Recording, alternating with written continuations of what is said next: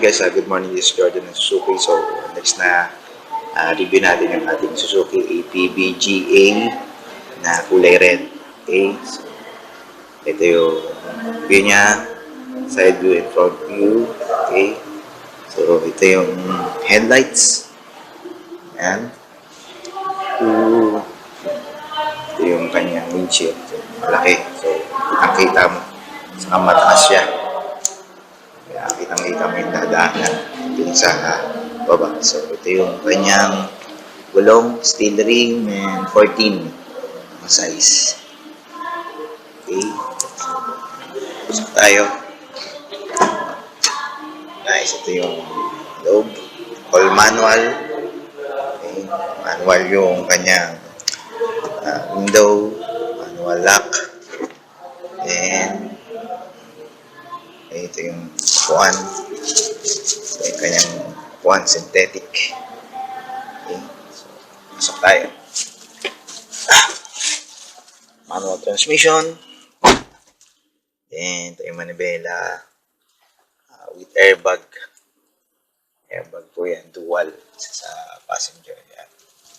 Okay. So, ito yung mga information display niya. Speedometer, fuel, saka yung temp. Okay. Ilaw. Okay. So, ito yung head unit. Then, itong APB-GA natin na to is single aircon. Okay. Yan. Yan. Head unit natin, USB port. Yan. Auxiliary. Then, ito yung mga aircon controls. Sa accessory socket. Okay, so, yung view niya, ang ating GA is manual transmission, 5 speed. Okay, so, ito yung view niya sa likod. Yan. So, ang ating APB-GA po is 8 seaters.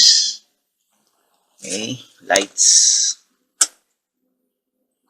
Okay. Wow. Tayo sa gitna. Tingnan natin gitna. Ito po yung gitna. Para makita nyo po yung luwag niya. Okay. Sa likod. Check natin yung likod. Yung likod. Ito po yung kanyang likod. Okay, open natin. Ito. Ayan yung luwag niya sa likod. Pag gusto niyo po ng extra compartment.